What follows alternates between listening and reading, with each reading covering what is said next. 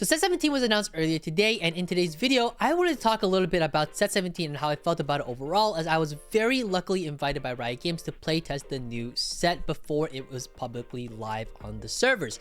Now, in today's video, I'm going to talk specifically about my first impressions, but more specifically, I want to go over a little bit about how I feel like the set is going to play out in terms of the competitive space, and also just how I think this set feels compared to prior sets. So let's get started and first talk about the first impressions. And when I think about this set and I compare it to previous sets we've had before, vibes wise is, I guess, the best way to put it. Like, it feels the most similar to set 14 to me. It's like the mechanic when I was first shown it, I was like, that's I'm not amazed by it, right? Like when people learned of hacks during set 14, we weren't amazed by it. And actually, I think a lot of people were like, wow, that set mechanic feels kind of mid. I feel like this set mechanic is definitely better than hacks for sure, but not by a large margin. And the reason I say that is because of the no carousel. So this set in particular, there is no carousel. That's what the set mechanic is taking over. Now, at this point, I'm going to assume you guys already know what the set mechanic is, but I will explain a little bit later. But generally, it's gods. It's kind of similar to Hades if you've played it before. At least that's what I've heard from other people. I've actually never played Hades, but it kind of in that sort of roguelike sense of you get to pick a certain path to go a certain direction, although not really, but we'll talk about that a little bit later. The reason I don't like this the most is because with no carousel, this anvil comeback mechanic is feeling a bit iffy. Again, we'll explain a bit more about those pain points and why so far in the competitive space, people are not too happy about it. Lose streak overall, it just seems to feel a lot better than win streak.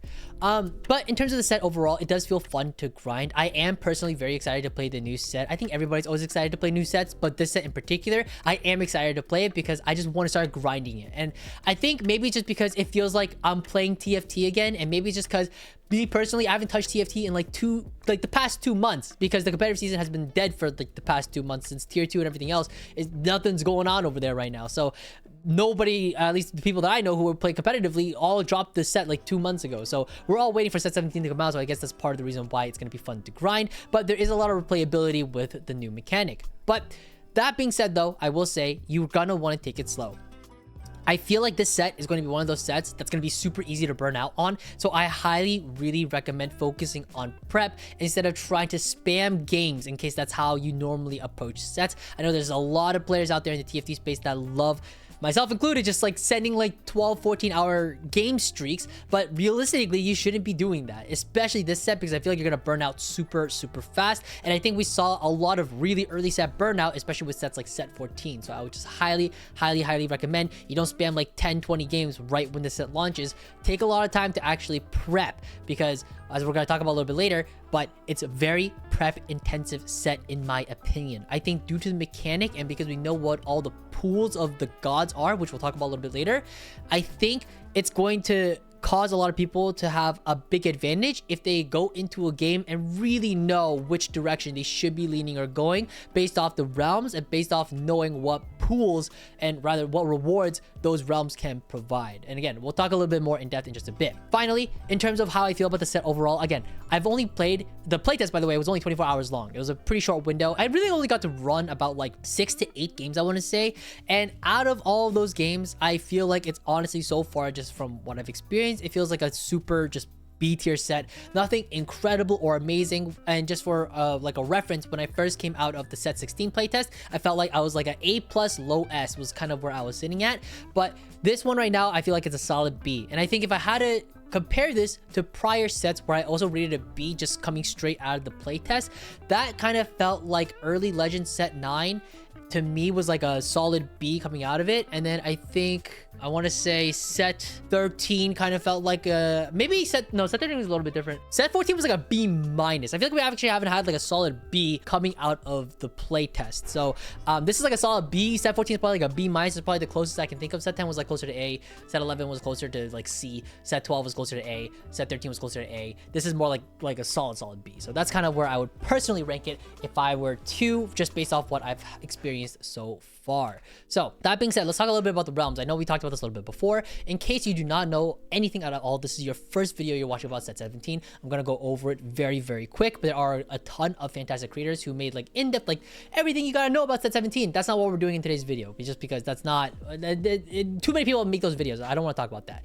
But basically, realms, this is the mechanic. Every game there are 2 gods. You see all 9 of them on the right hand of the screen. Aurelion Sol unfortunately is covered by the camera a little bit, but basically every 4th round where there used to be a stage. Instead, those 2 gods will offer you stuff. It's the same 2 gods that are offered throughout the whole game. They can offer things like gold, components, experience, whatever. It occurs 3 times until 4-7 starting stage 2, and then on 4-7 there is sort of a mechanic similar to Treasure Dragon where you essentially can reroll the shop for items and a blessing, and each god has its own blessing, and the blessing is based on which god you picked the most up until 4-7, aka at least 2+ times. It gets tracked on your board. I think there's like a little thing that shows up on the right side of your board, and you can just like see like how many times have I picked X god so far.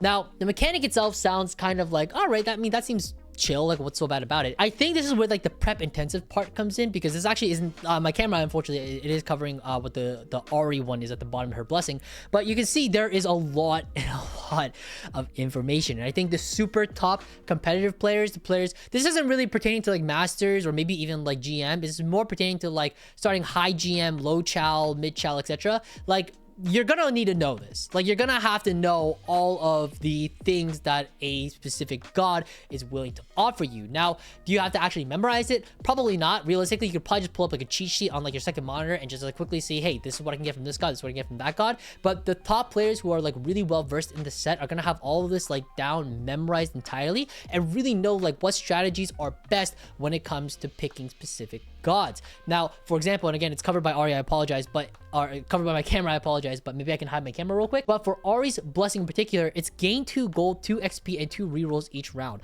I circled this one in particular because I think this blessing alone is really good for things like 3-star 4 costs and backdooring 4 costs as like your potential out. I think that is something that you could potentially look for, because realistically by 4-7, what do you really need the rerolls for except for like capping out your board? But there are better ways to cap out your board, because realistically speaking, top players are going to be managing their economy efficiently enough that they don't realistically will need the Ari gold most of the time. Other things to note as well, or maybe it's good for like placing just for like secure top 4s. If you just want to get like your 2-star 4 cost board and just get the fuck out, get a 4th and move on, it could probably be good for that as well. There are other things as well to note. I think Kale is also a pretty decent one, excuse me. Upgrade a random completed item to Radiant. Again, this is going to be all the way until 4-7, so realistically in any real lobby, you're not going to be able to greed and like slam 0 items until 4-7, slam 1 item and then turn that into a Radiant item. That would be ridiculous, but that is a decent one that exists as well. It's kind of similar to having like Radiant Refactor, if you remember that augment from previous sets. There are other ones as well. I think the big troublesome one is also going to be Evelyn. Evelyn does seem to be like the best one in my opinion when it comes to both loose streaking, which does seem to be better, which we'll talk about in a little bit, but also just in terms of winning out. Generally speaking, if you have to lose streak in the early game or even go for like these massive like 10 losses or maybe even further sometimes, if you have to play in that style, Evelyn's like your best bet of coming back, because essentially you're gonna get this huge strong team-wide buff. And yeah, you do lose even more HP when you lose a round, but the idea being is that if you're gonna like 10 loss, 12 loss, whatever, you will be winning out. So if Evelyn is in your game, you should, I think, in my opinion, be privy of players who may want to try to completely win out, go for like those open forts, 10 loss, playing like the econ trait, which I believe is Anima the set. Really be on the lookout for that, because I think Evelyn's going to be one of those gods that really tries to push that kind of play style. But again, I think there's going to be a lot of prep in this set. I didn't do too much prep doing into this. I just kind of pasted whatever tables that we were given based off the Riot team. So all of these tables, they're very subject to change, but this is currently what we have at the moment based on the build that we played during the playtest. So this overall mechanic, again, it seems fine. It's kind of like Hades Reminisce, or like I've recently played Slay the Spire. It's really fucking fun, but like these roguelike set, like it's supposed to like build your own adventure, yay type shit, but it doesn't really fulfill it enough to my opinion. It doesn't really feel like a true roguelike just yet, but it's doing its best to do it in like its own TFT way, and honestly I can appreciate that, and I can appreciate the team trying something new. Now before we continue the video, I just want to quickly bring up Mentr, which is a program that you can participate in where we pair you with a top level player from around the world. And these are players, by the way, who are like tier 1 TPC players who have been to worlds, players who have hit rank 1 on their servers. We even have rank 1 global 2400 LP who is available to potentially be your coach for this competitive split for set 17. And this set in particular, I think is going to be really good if you want to really try to build up things like your fundamentals, your ability to prep this set, and also your ability to do tourney prep. I think these 3 are going to be the most useful skills that you can build on if you really truly lock in this set. This program entails essentially twice a week one-on-one coaching with your specific mentor. You also get twice a week group sessions, which are time zone friendly. They essentially scattered throughout the week, so you get to like participate at one session, and maybe a different session doesn't work for your time, but the next one does. That prior session will be recorded. You'll have access to it, but also there's an exclusive Q&A that's available that is not available to the public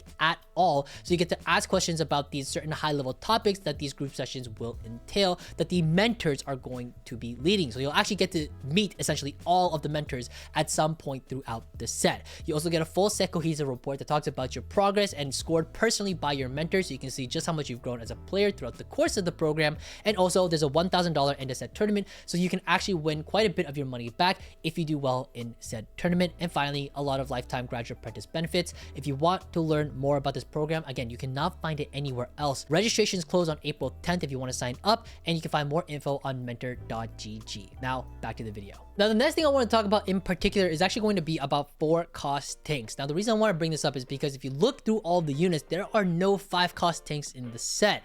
Don't be fooled. Blitzcrank and Shen are both fighters, despite being 5-cost that are vanguards and bastions respectively. So if you really want to be securing your front line, you really need to be able to secure your 4-cost tank. This set is going to be very, very crucial, especially if you're contested. And I think this set in particular is going to really reward those players who are willing to be open to play around things like 2-star 3-cost tanks instead, or maybe particular other tanks that might be slightly off the meta line, just because you are either missing or you are just heavily contested and can't find your fallback. I do think Rost is going to be the most common 3-cost that's going to really be the fallback option this set, just because he can fit in just like a threat and also buffs your team quite heavily with his, I believe his like unique trait, where essentially he gets to buff your team the more traits you play. So it's kind of similar to Jazz, if you remember that from set 10. So I think that's going to be the fallback, but this set, you really need to make sure you are, scouting properly, because again, if you're contested and like your 4-cost tank is like your key to like winning your fights because your front line is like a piece of paper, that is going to be really, really scary this set. So I feel like I can already hear people kind of like bitching about this port because they're like, why not any 5-cost to like cap out or whatever? But like, I think we've seen this for a while now, where like 5-cost tanks are just unhealthy. I think set 10 Alawi was like the last time we saw like a truly unhealthy 5-cost tank with Alawi, if you remember that. But that's kind of something you want to just keep in mind when it comes to set 17. So now we discussed it a little bit earlier in the video, but let's talk about the comeback mechanic and why a lot of the top players are not that happy about this mechanic. So first off, what is the comeback mechanic if you have to lose streak early and carousel prio is no longer your benefit? Well, now PvE rounds have a comeback mechanic where 3rd to 4th place in the lobby will get a Reforger on top of everything else from PvE, 5th to 6th will get a Reforger and an anvil, and then 7th to 8th will also get a Reforger and 2 anvils. And essentially this will scale as players die. So let's say if 4 players are dead, then 3rd to 4th will get the 5th to 8th place rewards. If hopefully that makes sense. Essentially you're up a full item if you are in 7th or 8th place after stage 2. That is a lot of power. You're essentially up a full silver augment compared to the rest of the lobby if you decide to play full loss throughout stage 2, which is a lot. Plus, on top of the fact that when it comes to your components as well, these components are not necessarily, it's not going to be hard to find what you want, right? There's roughly a 63% chance that you find the component that you want out of a single anvil, right? If we're assuming that there's a 1 in 8, you get the correct one in the first slot, and there's a 1 in 7 because you can't get repeats in the second slot, and then 1 in 6 and then 1 in 5, I believe that should be 63%, roughly speaking. And if that is the case now, I do want to say that it's fairly likely to get what you want rather than what you don't want. And even if you don't get exactly what you want, you still have a good way to find something that you might need. And even though you are also playing lose streak, it's going to be very common to just lose the 3-1 round as well. And then on 3-2, see what your augments are. And then you can pop your anvils to see what you can really play around to build up your stage 3. That is probably going to be the most common way that people are going to be playing around this mechanic. And right now, I think that this is just a mechanic that is too strong and too rewarding for lose streaking. So Generally speaking, I will say that I think that this mechanic is going to be altered before the set goes live, I would hope. But also on top of that, just be careful when it comes to playing around certain builds or certain boards that really require specific item sets. This set in particular, your first 3 components are going to dictate a lot about what comps you can and cannot play, because you don't have carousel anymore to force specific components. And the only way to get more components that are within the correct direction that you need, it's gonna be either through losing HP and making sure you are losing more than the rest of the lobby, or you are just already naturally most of what you need and you get the rest of it through augments or whatever. So for example, units that really like Ginsus and Kraken and really need that specific item combination which requires 2 bows, if you start the game with like 0 bows,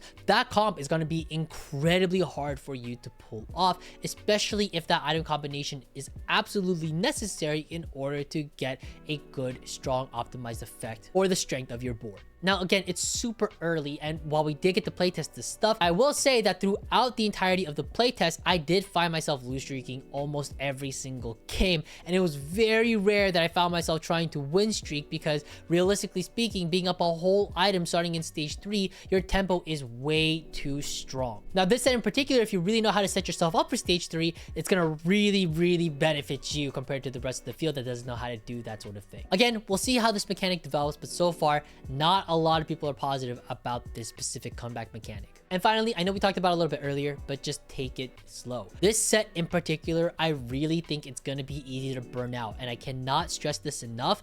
This is gonna be the set that really rewards you for prepping and really rewards you for not spamming games back to back, because again, I really think this is gonna be one of those sets that is super easy to burn out, super quick. And if you love TFT, this is gonna be one of those sets that really rewards you for taking your time on climbing. But that's basically all that I have for today's video. If you have any questions or concerns about the new set, please let me know in the comment section below. I'd love to hear your thoughts and answer any questions you may have. Also, please check out mentr.gg. I worked super fucking hard on that shit. And if you want to sign up for Project PBE this set, you do it through mentr.gg now. And there is a brand new open circuit that registrations are open for Masters Plus. So as long as you hit Masters before the snapshot date, which was on February 15th for set 16, you are very likely to be able to play in Project PBE the set. So please go check it out. I'd love to hear your thoughts on the site and just your thoughts on Mentr, but also your thoughts on set 17, because that's what this video is all about. Take care, guys. Happy climbing.